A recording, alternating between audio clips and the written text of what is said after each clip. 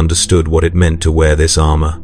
It was not on the day of my elevation, nor during the trials that carved weakness from my flesh, nor even when I first gripped a bolter and swore oaths before the lion's silent statue. It was later, much later, on a world whose name I was commanded to forget, watching a child die because she had seen something she should not have seen. The bolt round left my weapon cleanly. The recoil barely registered against my armored shoulder.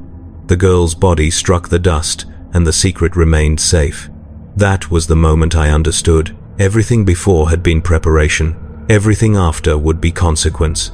My name is Brother Seraphon, and I am a dark angel of the First Legion, the Emperor's finest, the Lion's chosen, the sons of Caliban. For 10 years I have walked the narrow corridor between honor and necessity, between the oaths I swore to the Imperium and the deeper truths known only to the inner circles of my chapter. I have fought across 100 worlds, spilled the blood of traitors and Xenos alike, and never once faltered in my duty to the Emperor. But there is another duty, one whispered in the shadows of the rock, one that binds tighter than any oath sworn in daylight. It is the hunt for the fallen, the shame of our legion, the betrayal that must never be spoken, the sin that defines us more completely than any victory ever could. This is the story of how that duty hollowed me out. The war on Tertius Majoris began like so many others. Our strike cruiser translated into real space above a world choked with industrial haze, its forged cities belching black smoke into skies that had not seen stars in centuries. Orc warbands had infested the northern Manufactoria, and the Departamento Munitorum required those production facilities intact. We were to purge the greenskin filth and restore imperial governance within 3 standard months. The mission was clear, the enemy straightforward, and I welcomed the simplicity. There is a purity to fighting orcs that other wars lack. They do not surrender, they do not question, they exist only to fight and die, and we oblige them with the Emperor's mercy delivered at bolt shell velocity. I was a line brother then, part of Tactical Squad Amadeus, still young by Astartes standards though already bearing scars from a dozen campaigns. My armor was forest green, pristine save for the chapter symbol emblazoned on my shoulder. I had not yet learned what the bone-white armor of the Deathwing truly represented. I had not yet been told the stories that would come to define every waking moment of my existence.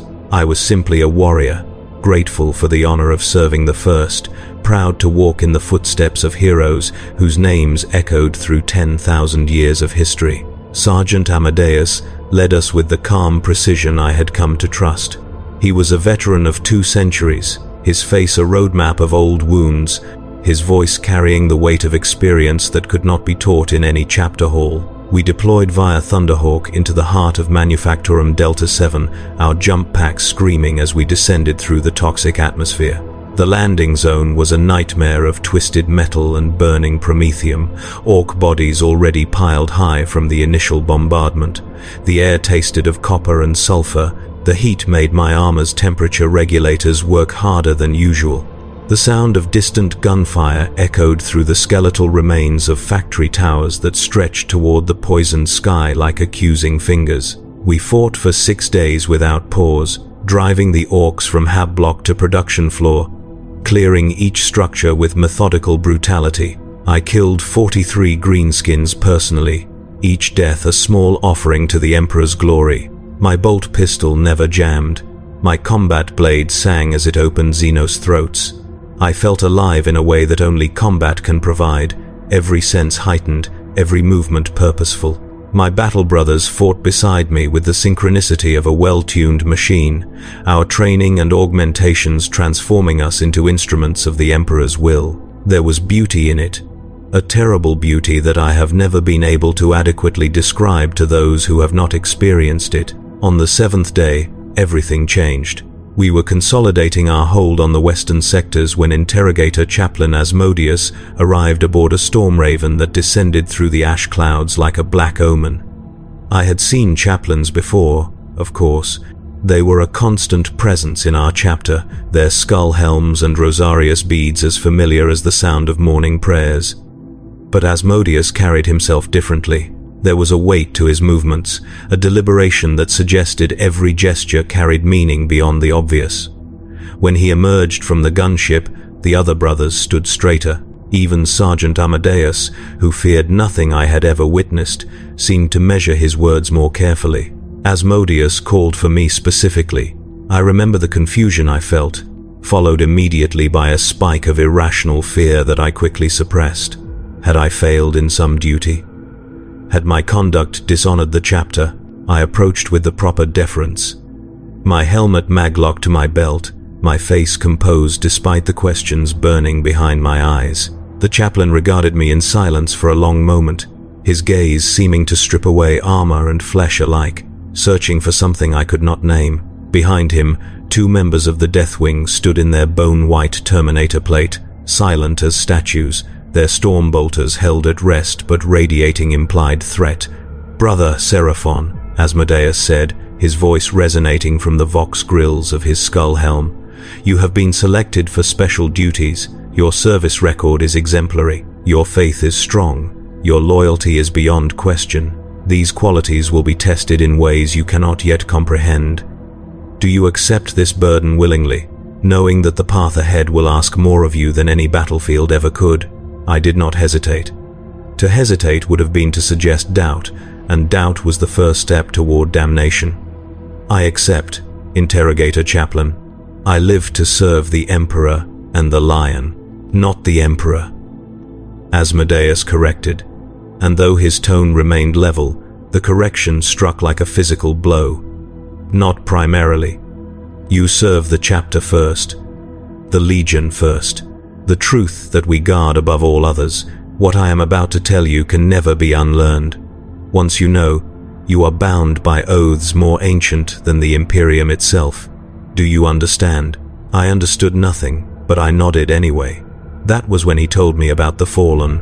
We stood in the ruins of a Prometheum refinery, surrounded by the corpses of orcs my brothers and I had killed. And Asmodeus spoke words that rewrote my understanding of everything I had ever believed. He told me of Caliban's destruction, of Luther's betrayal, of the Primarch's rage and the scattering of our traitor brothers across time and space. He told me of the hunt, the eternal quest to capture every single fallen angel and extract their repentance through methods the Inquisition would call extreme. He told me that this shame defined us, that every victory we claimed in the Emperor's name was secondary to the redemption we sought for sins committed 10,000 years ago. He told me that secrecy was paramount, that even our closest allies could never know the truth, that entire worlds could be sacrificed to preserve the chapter's honor. He told me that I would lie, deceive, and kill in service to this truth. He told me that I would bear this burden until death or damnation claimed me. He told me that this was the greatest honor the chapter could bestow. The words settled over me like ash from a nuclear winter, heavy and suffocating. I wanted to ask questions, to demand clarification, to understand how the noble chapter I had served could be built upon such a foundation of shame and secrecy. But Asmodeus was already moving on, explaining my new role with the efficiency of a man who had delivered this revelation many times before. I was to be assigned to the Raven Wing as support infantry, working alongside the swift-moving hunters who pursued leads across the galaxy. When the Fallen were cornered, when the moment of capture approached, I would be there to ensure no witnesses survived. No Imperial Guard regiments who fought beside us, no planetary governors who offered their support, no civilians who happened to glimpse the wrong thing at the wrong time. No one could know. The mission on Tertius Majoris continued for another month, but I was no longer truly part of it. Asmodeus attached me to his personal retinue, and we departed the main war zone on a quest that took us to the underhive levels beneath Manufactorum Epsilon. The Raven Wing had tracked a signal, an encrypted vox burst that matched patterns associated with the Fallen. It was tenuous, possibly a false lead, but we could not afford to ignore even the smallest possibility. We descended through kilometers of corroded infrastructure, past the forgotten masses who toiled in darkness, through air so thick with industrial runoff that even my rebreather struggled to filter it adequately. We found him in a chapel carved from rust and desperation. He was old, this fallen angel, his armor ancient and pitted, his face worn by centuries of guilt and survival. He did not fight when we surrounded him. He simply knelt before a crude altar fashioned from scrap metal, his hands folded in prayer, tears cutting channels through the grime on his weathered face. I had expected a monster, a cackling traitor drunk on chaos and corruption. Instead, I found a broken man who looked almost relieved that his running had finally ended. Asmodeus approached him with the calm of a predator that has already won. "Brother Zethaniel, you have been sought for 9,000 years. Your crimes are recorded. Your treachery is known. You will return to the rock and face repentance." The old warrior looked up, and his eyes found mine. I will never forget that gaze. It was not hateful or defiant. It was pleading, desperately human, in a way that Astartes are not supposed to be. "Please," he whispered, his voice cracking. "Please, just kill me. Do not take me to that place. I have prayed for the Emperor's forgiveness every day since Caliban burned. I have fought his enemies in the shadows, killed traitors and Xenos without glory or recognition. I am not the monster you believe me to be. Grant me the mercy of a clean death." Asmodeus struck him across the face with one armored gauntlet, the crack echoing through the chamber. "You do not deserve mercy. You deserve truth, and truth requires suffering." They took him then, the Deathwing warriors binding his wrists with chains inscribed with prayers of containment. Zethaniel did not resist. He simply wept, and the sound of his sobbing followed us as we ascended back toward the surface. But we were not alone in that underhive chapel. 3 workers had been present, menials who had been praying alongside the disguised Astartes, believing him to be some kind of holy hermit. They had seen everything. They knew that we had captured someone important, someone we wanted hidden. Asmodeus turned to me, his skull helm tilting slightly. "You understand what must be done." It was not a question. I drew my bolt pistol, and the workers began to scream. They were unarmed, weak, barely worth the ammunition I expended. The first round caught a woman in the chest, the mass-reactive shell detonating inside her ribcage and painting the wall behind her with red mist. The second man tried to run, and my shot took him in the spine, severing his body at the waist. The third, a boy who could not have been more than 16, fell to his knees and begged for his life in a language I did not understand. I shot him through the forehead, and his begging stopped. The silence that followed was absolute. Asmodeus placed one hand on my shoulder, the gesture almost fatherly. "You have done well, Brother Seraphon. The chapter's secrets are safe because of your faith. Remember this moment. Remember that the mission is greater than any individual life, including your own." I nodded, because that was what was expected, and we left the bodies where they fell. No one would investigate. No one would care. The Underhive was a place where people disappeared constantly, swallowed by the darkness and forgotten by those who lived in the light above. 3 more deaths would not even register in the daily casualty reports, but I would remember them. I would remember all of them. The years that followed became a blur of similar moments, a cascade of compromises and cruelties that accumulated like sediment in my soul. We traveled from system to system, always following the whispered rumors of the fallen, always arriving too late or just in time, always leaving destruction in our wake. The Raven Wing operated with ruthless efficiency, their black-armored bikes screaming across battlefields while we followed in rhinos and land speeders, providing support and ensuring containment. I became skilled at what they called operational security, a euphemism for murder dressed in necessities clothing. On the agri-world of Thessia Prime, we tracked a fallen to a grain silo where he had been hiding among refugee populations fleeing an orc invasion. When we extracted him, 200 civilians had witnessed the operation. The Ravenwing called in an orbital strike on the silo complex, vaporizing everyone inside. The official report blamed orc artillery. The refugees became martyrs to the Imperium's defense, their names inscribed on monuments they would never see. I watched from orbit as the plasma lance turned night into day, and I felt nothing. The numbness had already begun. On the mining colony of Valdris III, we pursued a lead through tunnels that stretched deep into the planet's crust. The fallen we sought had taken shelter with a rebel group that opposed Imperial tithe collectors. They were not chaos-tainted, merely desperate people trying to survive impossible quotas. We killed them all anyway. because some had seen our target and others had heard his confessions.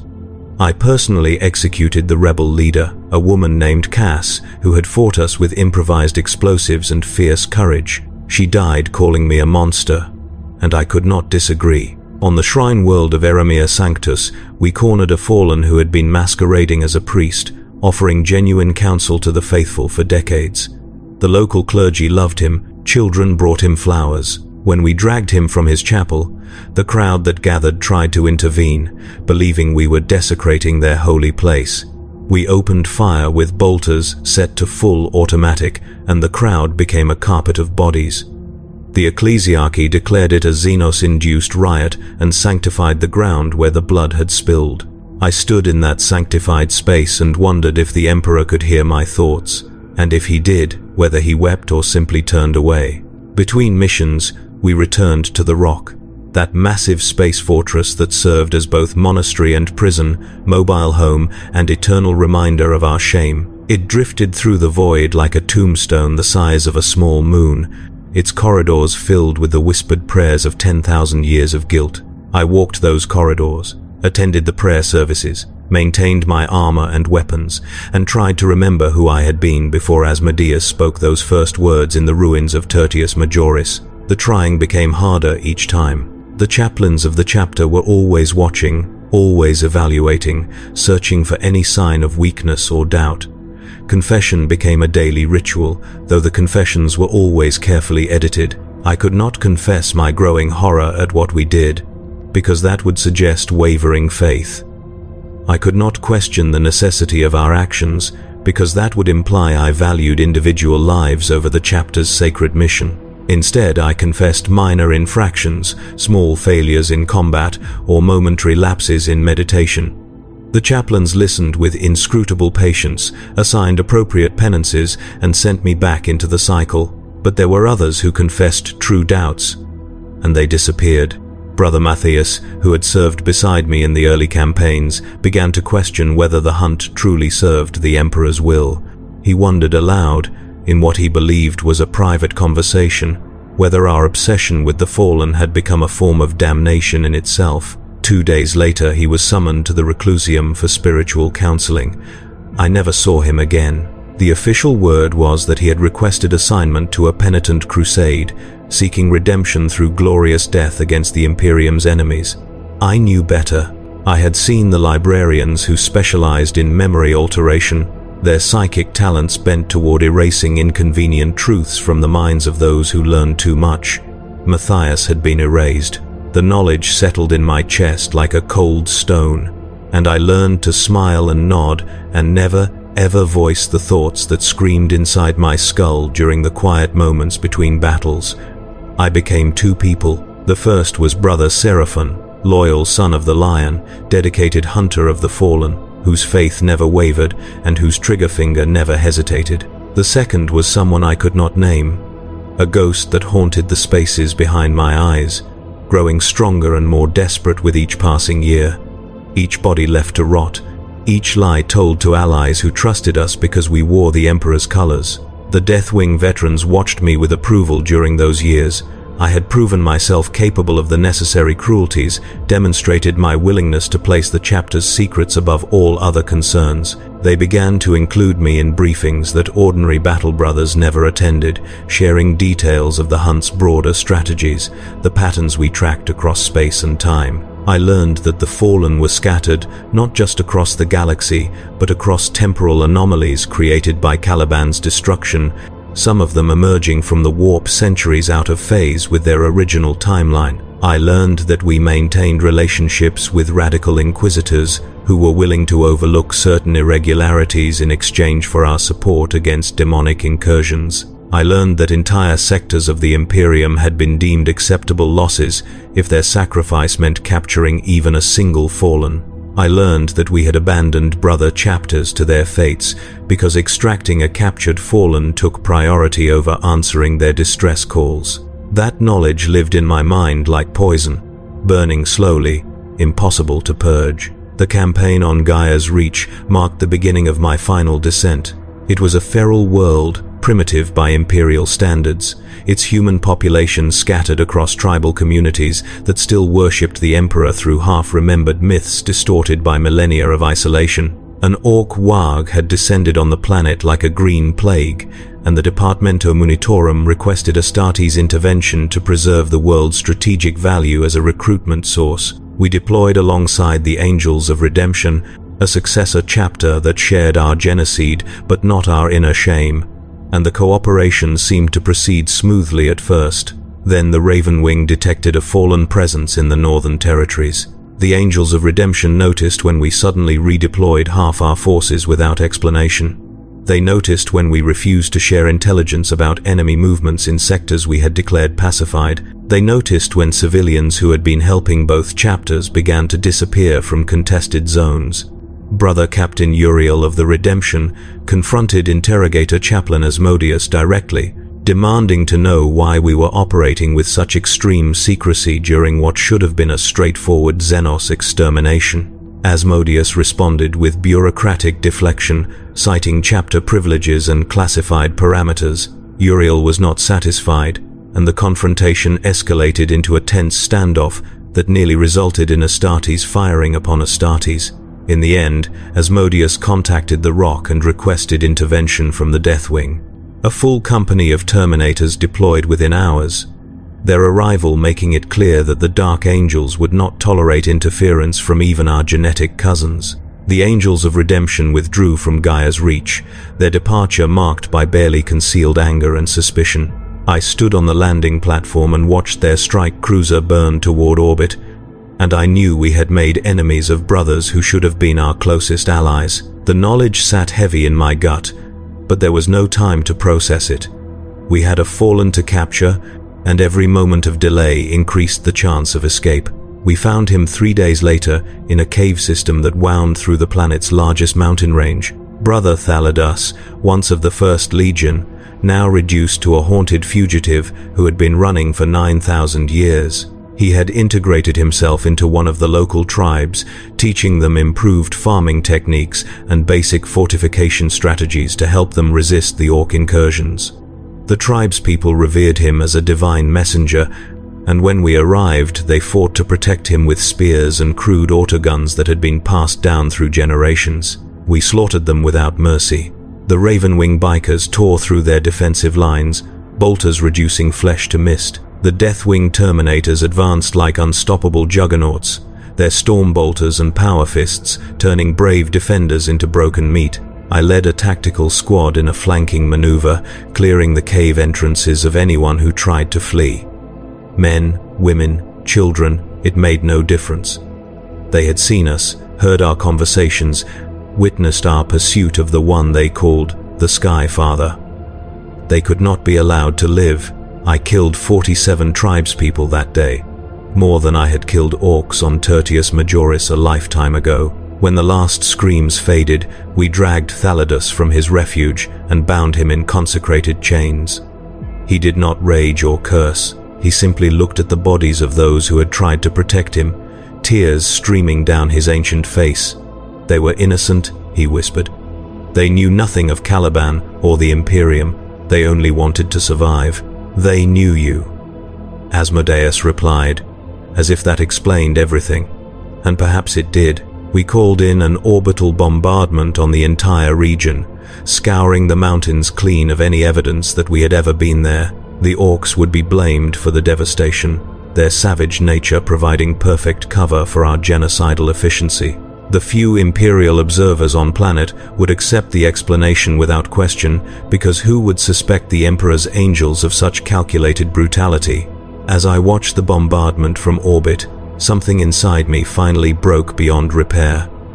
It was not a dramatic moment, not a sudden revelation or crisis of faith.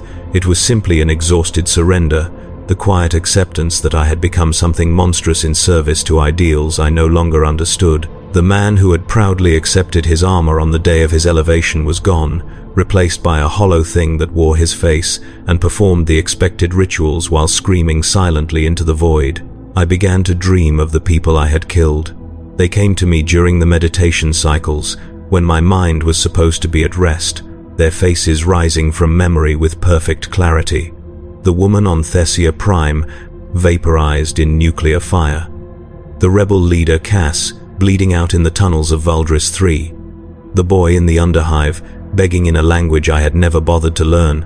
The tribespeople of Gaia's Reach, defending their prophet with obsolete weapons and unshakable faith. They haunted me not with anger, but with questions I could not answer. Why were their lives worth less than our secrets? What redemption could be found in actions that would damn us by any moral standard? If we were the Emperor's chosen, why did our duty require so much that he would surely condemn? I could not ask these questions aloud, so I asked them in the silence of my heart, and received no answers except the continued orders that demanded more of the same.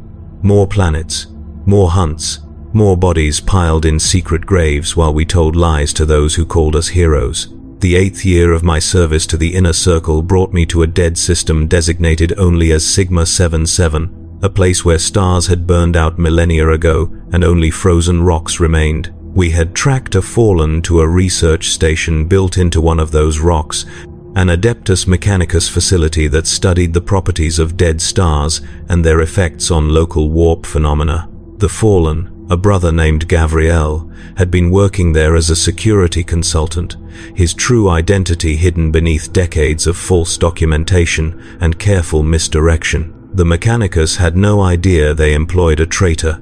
We arrived without warning, our strike cruiser translating into real space and immediately launching drop pods toward the station. The tech priests barely had time to register the attack before we were breaching their airlocks and securing key sections. They demanded explanations, their Binharik count sharp with confusion and growing anger. We provided none, simply securing the facility room by room, while the Raven Wing cornered Gavriel in the station's central computational core. I was with Asmodeus when we entered that core, a vast chamber filled with cogitator banks and hololithic displays that painted the darkness with streams of incomprehensible data. Gavriel stood at the center, his armor cobbled together from salvaged components, his weapons holstered in a gesture of surrender. He was young, impossibly young for someone who had survived since the Heresy, and I realized with sick certainty that he must have been caught in some temporal anomaly that had displaced him forward through time. "I knew you would find me eventually," Gavriel said, his voice steady despite the fear I could see in his eyes. "I have prayed for this moment and dreaded it in equal measure.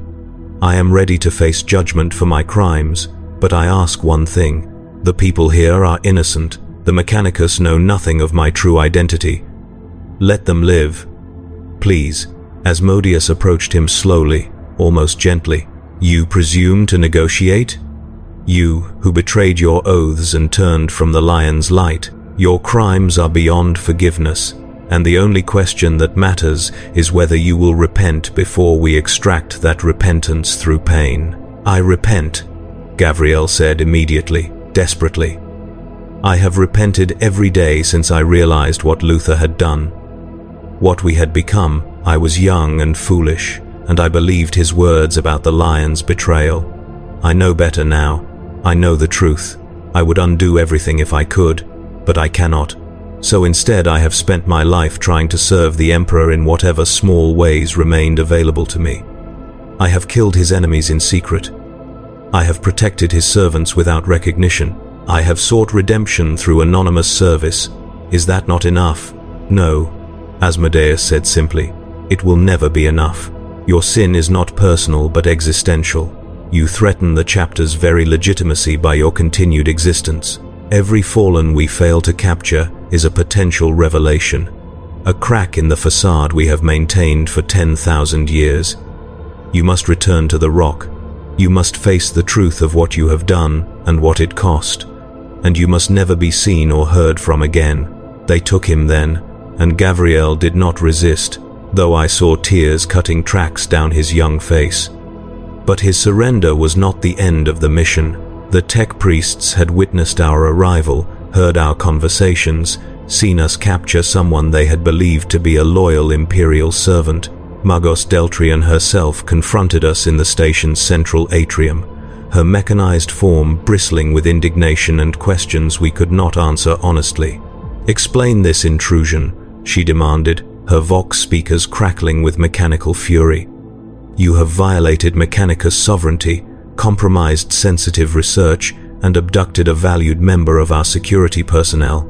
I require immediate clarification of your authority and intentions." Asmodeus attempted negotiation, offering vague references to chapter privileges and classified operations, but Deltrian was not some planetary governor who could be cowed by symbols of authority. She was Adeptus Mechanicus, priesthood of the machine god, and she demanded answers with the precision of someone who had devoted centuries to understanding truth through logic and evidence. The conversation spiraled into confrontation, and I saw the moment when Asmodeus realized that no amount of deflection would satisfy her. He signaled the Deathwing. The Terminators opened fire without warning, their storm bolters reducing Deltrian to scrap and sparking components within seconds. The other tech priests scattered, their screams modulated through vox units that turned panic into digital distortion. We hunted them through the station, clearing room after room, killing everyone we found: servitors, Skitarii, junior adepts who had been working on theoretical equations when we arrived. None were spared. The station's entire population, 93 souls bound to the Omnissiah's service, died because they had seen something they were not meant to see. I killed 12 of them personally, and I felt nothing. The numbness had become absolute. We scuttled the station when the killing was complete, setting reactor overloads that would consume the facility in nuclear fire. The official report would claim a catastrophic containment failure, a tragedy but not unexpected given the dangerous nature of the research being conducted. The Mechanicus would investigate, find evidence supporting the story, and file it away as one more acceptable loss in humanity's endless struggle for knowledge. No one would question it, because who would suspect the Dark Angels of murdering an entire research station to maintain a secret? On the journey back to the Rock, I stood in the chapel aboard our strike cruiser and tried to pray. The words felt hollow in my mouth, empty rituals performed by a creature that had forgotten what genuine faith felt like. I looked at the icons of the Emperor and the Lion, their faces rendered in gold and obsidian, and I wondered if they could see what I had become. If they could, did they approve? Was this what they had intended when they created the Legiones Astartes? Were we supposed to be executioners of the innocent, maintaining lies through mountains of corpses? I received no answers, only the continued silence that had become my constant companion. The chaplains praised my dedication. The Deathwing veterans nodded with approval. My service record grew thick with commendations for operations I could never discuss openly. I was being groomed for something, elevated through the ranks of those who knew the secret, brought deeper into the machinery that sustained the hunt across centuries and star systems. I should have felt honored. I should have been grateful for the trust being placed in me. Instead, I felt like a man being slowly buried alive, one shovelful of dirt at a time, unable to scream because the dirt was filling my mouth and nose and lungs. The 9th year brought me to a dead garden world called Elysium Mortis, where flowers that had once bloomed in 17 colors now grew in shades of gray and black, poisoned by industrial runoff from manufactoria that had been abandoned centuries ago. The local population survived by harvesting toxic blooms for export to chem laboratories across the sector, their lives short and filled with the kind of suffering that made death seem like mercy. We came hunting a fallen named Sariel, who had hidden among the harvest workers for decades, offering them small kindnesses while wrestling with his own damnation. We found him in a processing facility, surrounded by workers who had begun to suspect he was something more than human, but lacked the context to understand what.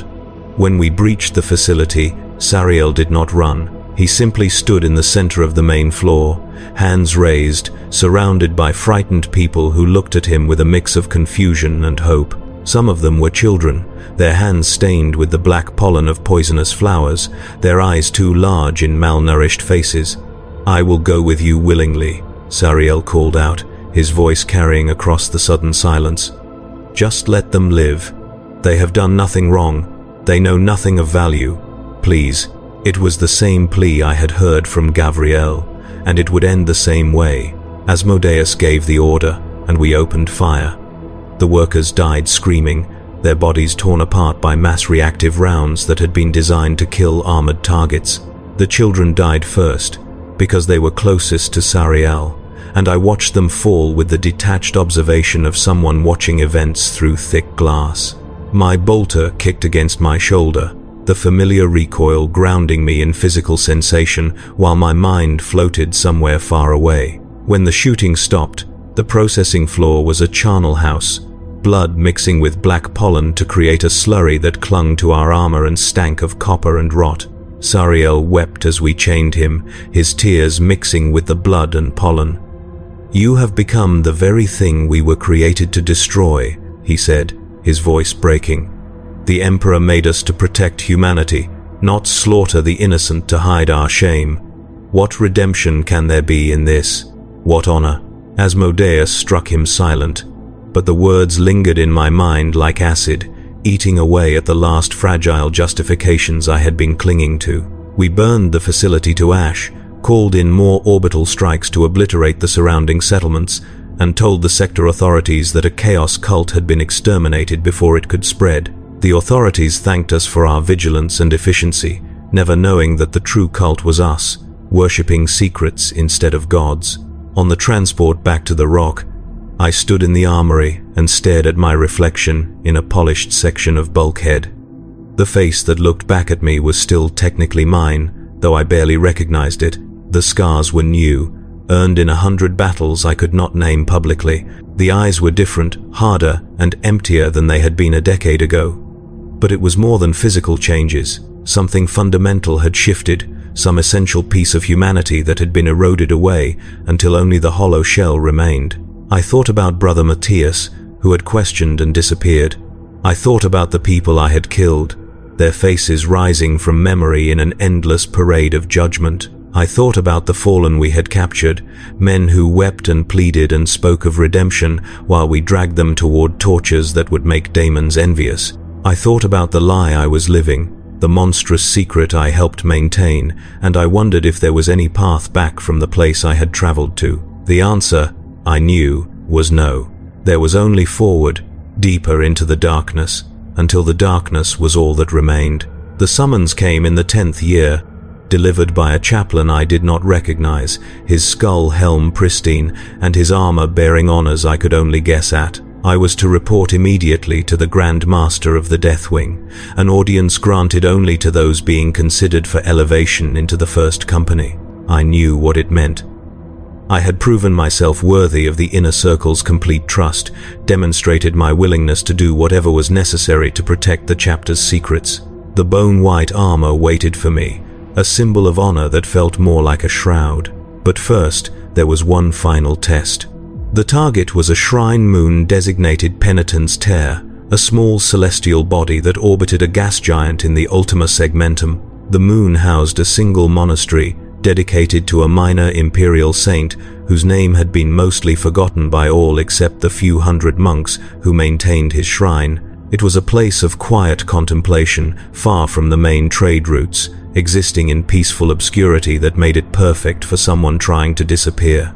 We had tracked a fallen there through a series of intercepted Vox transmissions and correlative data analysis that took the librarians months to complete. His name was Zachariah, and he had been one of the first to fall, one of Luther's trusted lieutenants during the rebellion on Caliban. If the intelligence was accurate, he had survived 10,000 years through a combination of luck, skill, and careful anonymity. He was a prize beyond measure, a direct connection to the betrayal itself, someone who could provide information about the Fallen's broader organization and plans.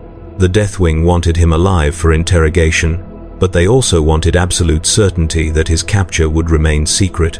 That was where I came in. I led the mission personally, commanding a combined force of Ravenwing scouts and tactical squads drawn from the reserve companies. We approached Penitent's Tier with all stealth protocols active, our strike cruiser maintaining position at the edge of the system while we descended in unmarked Thunderhawks. The monastery sat in a crater at the moon's equator, a small complex of stone buildings surrounding a chapel whose spire reached toward the stars like a prayer given physical form. We landed under cover of darkness, the moon's thin atmosphere barely enough to carry sound. The monks were asleep, their routines as predictable as clockwork, their lives dedicated to prayer and maintenance of a shrine that almost no one visited. I deployed my squads in concentric circles around the monastery, ensuring that no one could escape once we initiated contact. The Raven Wing had already confirmed Zachariah's presence through thermal scans and biometric analysis. He was in the chapel, alone, engaged in what appeared to be private devotion. I entered the chapel alone, as protocol demanded. The interior was simple, almost austere, decorated only with a single statue of the saint and candles that cast flickering shadows across stone walls worn smooth by centuries of prayer. Zachariah knelt before the altar, his armor concealed beneath monk's robes, his head bowed in genuine supplication. He did not turn when I entered, though I made no effort at stealth. "I knew someone would come eventually," he said, his voice surprisingly gentle. "I had hoped it would be the Inquisition, or perhaps a zealous cardinal who had discovered my true age and grown suspicious. Instead, it is you, my genetic descendant, come to drag me back to the rock and all its accumulated pain." I raised my bolter, keeping him in my sights even though he showed no signs of resistance. "You will come with me, Brother Zachariah. You will face interrogation and provide the information we require. Resistance will be met with force." He laughed, a sound without humor. "Resistance? From me? No, young brother, I have no fight left. I surrendered my weapons and my pride long ago, when I finally understood the magnitude of what we had done. I am ready to face whatever judgment you wish to inflict. But first, tell me something. Do you truly believe this is justice? Hunting men across millennia, killing anyone who witnesses our shame, maintaining lies that corrupt the very foundations of what we were meant to represent? Is this what the lion would have wanted? The question struck harder than any physical blow could have. I had asked myself similar things in the darkness between stars, during the quiet moments when the numbness receded enough for genuine thought to emerge. But I could not voice those doubts, not even here, not even to a condemned traitor. The lion wants redemption for the First Legion. That is all that matters. No, Zachariah said, rising to his feet slowly, his movements careful and unthreatening. The lion wanted loyal sons who would protect humanity from the darkness. We have become the darkness instead, hiding in shadows and spilling innocent blood to preserve our reputation. You know this. I can see it in your eyes. You have killed for the secret, and it has hollowed you out just as it hollowed me before I finally fled. How many more will you kill before you admit that this hunt has become its own form of damnation? I should have struck him silent. I should have dragged him from the chapel without engaging his poisonous words. But something in me, some last fragment of the man I had been, needed to hear what he would say. You betrayed your oaths. You turned on your Primarch. You have no authority to judge what we have become. I judge nothing except myself, Zachariah replied, spreading his hands in a gesture of openness. I know my crimes. I live with them every moment of every day, but at least I have acknowledged them. Sought penance through honest service, even if that service goes unrecognized. You, brother, you lie to yourself as efficiently as you lie to the Imperium. You tell yourself the killing is necessary, that the secret must be maintained, that you are serving the Emperor through your deceptions. But in the quiet moments, when you are alone with your thoughts, you know the truth. You are not hunting the fallen to redeem them. You are hunting them to silence them, and in doing so, you have become something far worse than they ever were. The words detonated in my mind like artillery shells, each one striking a foundation I had been desperately shoring up for a decade. I wanted to deny them, to explain the careful logic that justified our actions, to defend the necessity of what we did. But the defenses were crumbling, eroded by too many bodies and too many lies. And I found myself staring at this ancient traitor who spoke truths I had been avoiding since Tertius Majoris. Please, Zachariah said quietly, and his voice carried no threat, only desperate sincerity. Please, if you have any mercy left, if you retain even a fragment of the honor you swore to uphold, kill me now. A clean death, quick and final. Do not take me to the rock. Do not subject me to the dungeons and the torture and the slow erosion of everything I am. I will tell you everything I know about the fallen, give you every scrap of intelligence I possess, but grant me this one mercy. Let me die here, in this holy place, with the Emperor as my witness. I am ready. I stood there, bolt pistol raised, staring at a man who had lived longer than most civilizations and now begged for death as though it were the greatest gift imaginable. The decision should have been easy. I had orders. I had a mission. The Deathwing expected him alive, and my elevation to their ranks depended on delivering that result. Everything I had endured, every compromise I had made, would be validated by this single capture, but I was so tired of the lies, tired of the killing, tired of maintaining a facade that required me to murder children and burn research stations and tell the Imperium that we served the Emperor while serving only our own obsessive guilt. I looked at Zachariah and saw not a traitor but a broken man who had spent 10,000 years wrestling with the same questions that now consumed me. And I realized that the hunt would never end, that there would always be one more fallen to capture, one more witness to eliminate, one more secret to bury in mass graves. The hunt was eternal because we made it eternal, because admitting the truth would shatter the chapter's reputation and the carefully constructed lie that we were the Emperor's most loyal sons. We were not loyal, we were terrified, and our terror had made us into monsters. I lowered my bolt pistol slowly, the weight of it suddenly unbearable. "Tell me everything," I said, my voice rough. "Every detail about the fallen you know of, their locations, their plans, everything. And then I will decide." Zachariah spoke for 2 hours, providing names and coordinates and patterns of behavior that the librarians would have traded worlds to obtain. He told me about fallen who had integrated into Imperial Guard regiments, others who had joined Xeno's resistance movements, still more who had simply hidden in plain sight on backwater worlds where the Imperium's reach was minimal. He gave me everything he knew without hesitation or deception, his words flowing like a confession to a priest he trusted absolutely. When he finished, he knelt again, bowing his head. "Thank you for listening. I know it changes nothing, but it matters to me that someone heard the truth before the end. Do what you must." I raised my bolt pistol again, and this time my hand was steady. The decision crystallized with terrible clarity, and I understood that this moment would define everything that came after. I could take him to the rock, deliver him to the dungeons, and claim my place in the Deathwing while condemning this broken man to decades of torture in service to a secret that had already claimed too many lives. Or I could grant him the mercy he requested, kill him cleanly, and lie about what happened here. The choice was between the man I had become and the man I might have been. I pulled the trigger. The bolt round took Zachariah through the heart, the mass-reactive shell detonating inside his ribcage and ending him instantly. He died without pain, his body falling forward across the altar he had been praying at.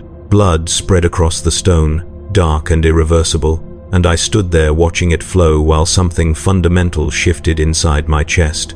I had killed him not because he deserved death, but because he had asked for mercy, and I had decided to grant it. It was the first choice I had made in 10 years that was truly mine, not dictated by orders or the demands of the hunt.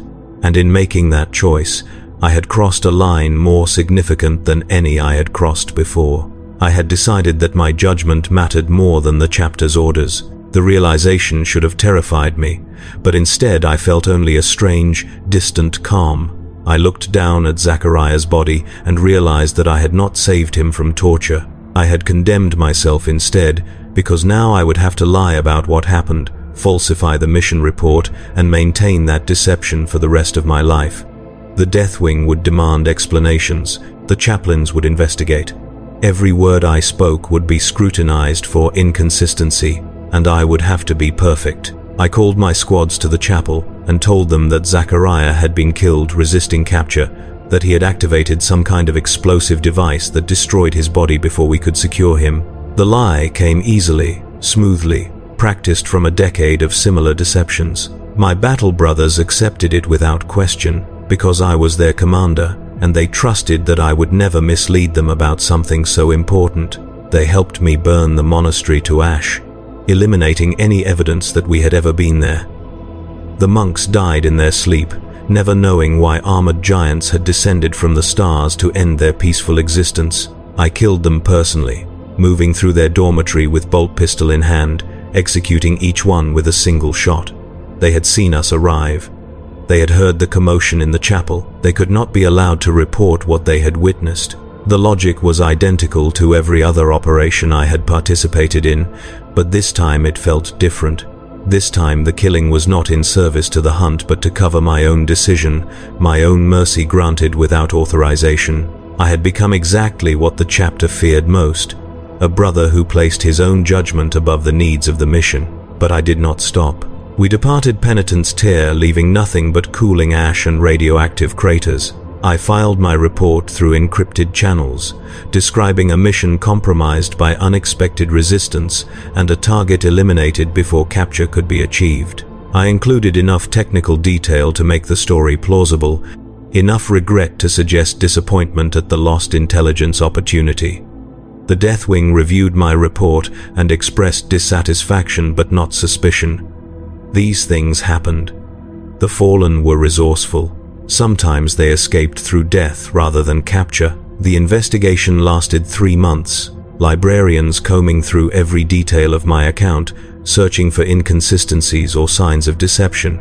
I maintained the lie with the same dedication I had once brought to the hunt itself, answering their questions with calm precision, never wavering, never allowing doubt to creep into my voice. I had learned too well how to deceive, and now I turned those skills inward, hiding the truth not to protect the chapter but to protect myself. In the end, they believed me, because the alternative was unthinkable. A dark angel lying to his superiors about a Fallen's capture was a betrayal beyond imagining, a corruption that would require immediate and extreme responses. Easier to accept that I had simply failed, that circumstances had conspired against success.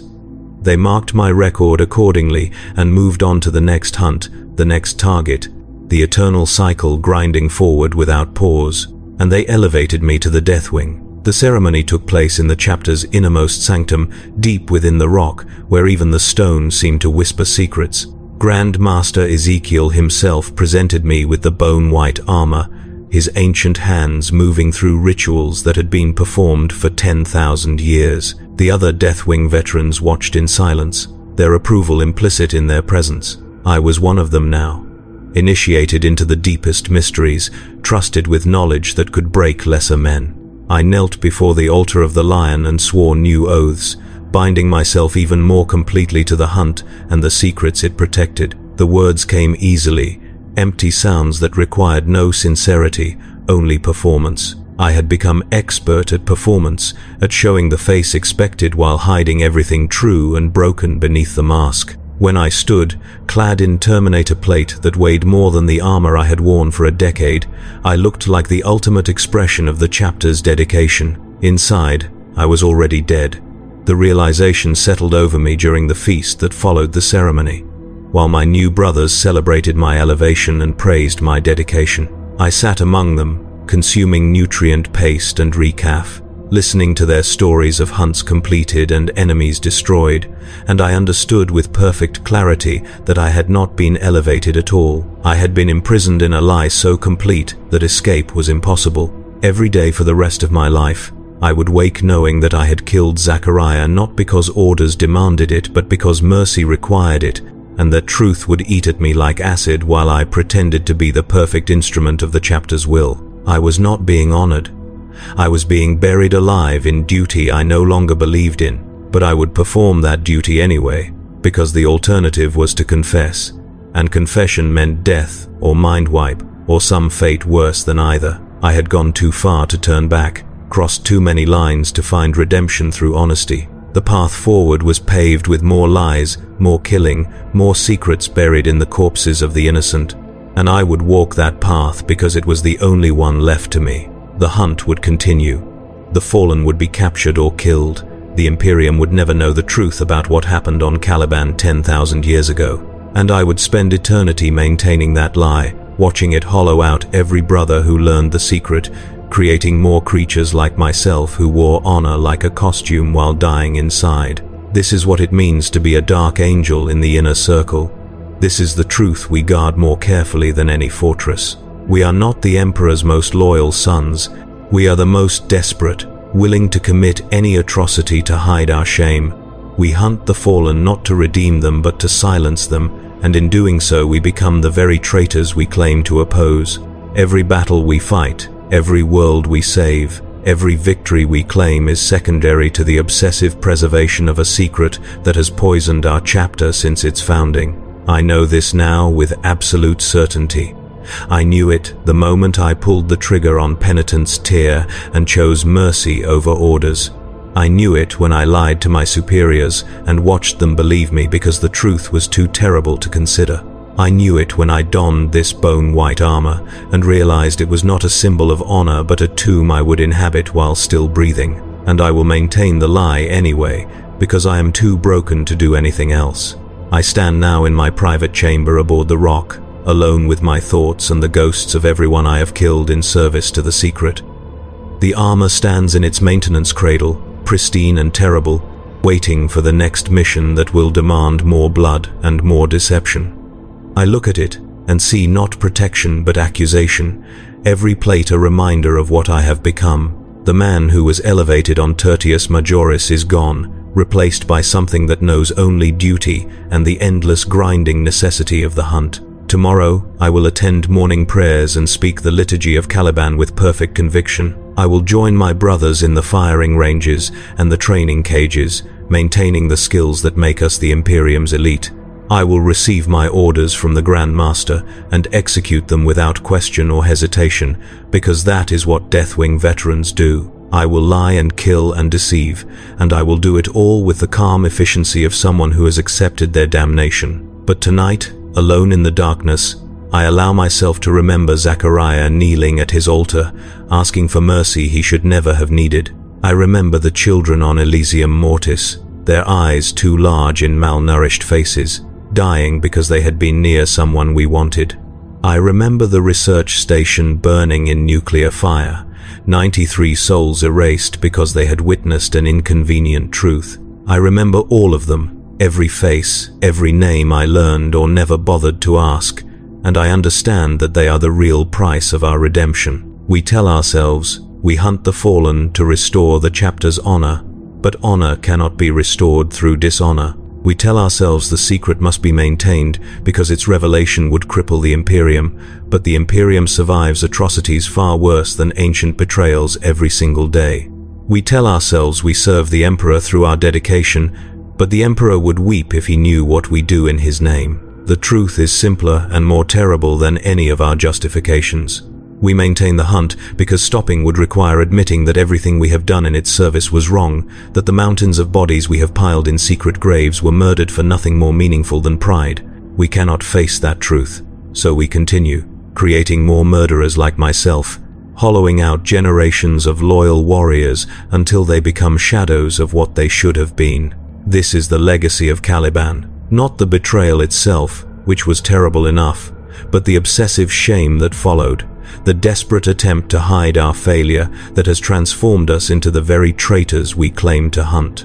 We are fallen, all of us, every brother who knows the secret and maintains it through blood and deception. The bone-white armor is not a badge of honor, but a admission of guilt, worn by those who have proven willing to sacrifice everything noble about the Astartes ideal in service to a lie. And I will wear it until death claims me, because I have nowhere else to go. The hunt continues.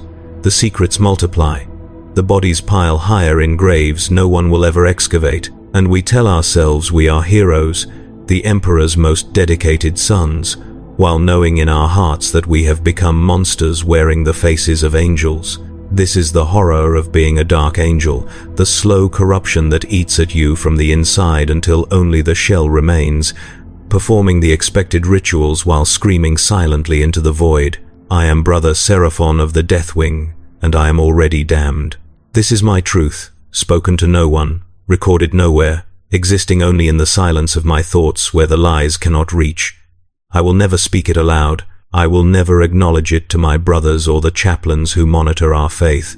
I will maintain the facade until my last breath, adding my voice to the chorus of deception that sustains the chapter across the centuries. And when I die, another will take my place, elevated to the Deathwing and initiated into the same terrible knowledge, beginning the same slow descent into moral dissolution that I have traveled. The cycle is eternal, because we make it so. The hunt will never end, because ending would require honesty we cannot afford. The lies will continue to multiply, requiring more killing to maintain them, creating more liars who must in turn be maintained through violence and secrecy. We are trapped in a mechanism of our own creation, grinding ourselves to dust in service to shame we can never overcome. And the galaxy burns on, unaware that some of the Emperor's finest champions are hollow men wearing stolen honor, maintaining secrets through methods that would horrify the very Imperium we claim to protect. This is what I have learned in 10 years of hunting the fallen. This is the truth that the bone-white armor conceals. This is the price of being admitted to the inner circle, of knowing the secret that defines our chapter more completely than any victory or valor. We are not redeemed. We are not heroic. We are desperate and terrified, and willing to commit any atrocity to hide our fear, and we call it duty. I stand in my chamber and prepare for tomorrow, when I will don the armor again and become the mask I wear for others. Brother Seraphon of the Deathwing, dedicated hunter, loyal son of the Lion, whose faith never wavers and whose trigger finger never hesitates. I will be perfect in my performance, because I have had 10 years to practice the lie, and somewhere deep inside, where the ghosts of my victims wait patiently, the real man will continue to die by degrees, ground down by the weight of secrets that were never worth the blood we spilled to maintain them. The Emperor protects, they say, but who protects us from ourselves? Who offers redemption to those who have committed sins so terrible that repentance is impossible? Who forgives the unforgivable when the crimes are hidden so deep that even confession becomes another form of betrayal? No one. We are alone with our guilt, isolated within the brotherhood that should have sustained us, trapped by oaths we can never break and secrets we can never share. This is the final horror of the inner circle, the realization that elevation is actually damnation, that the trust placed in us is really a prison, that the honor we sought has become the chains we wear. I am Deathwing now, and I will serve until death claims me, maintaining the hunt through whatever cruelties it demands. But I will never again make the mistake of believing that what we do is just, or necessary, or anything other than the slow suicide of a chapter that cannot escape its own history. We hunt the fallen because we are fallen ourselves, desperately trying to erase a shame that defines us more completely with each passing century. And in the end, when the last fallen is captured and the hunt finally concludes, we will discover that redemption was never possible, that we damned ourselves far more thoroughly than Luther ever could have, that the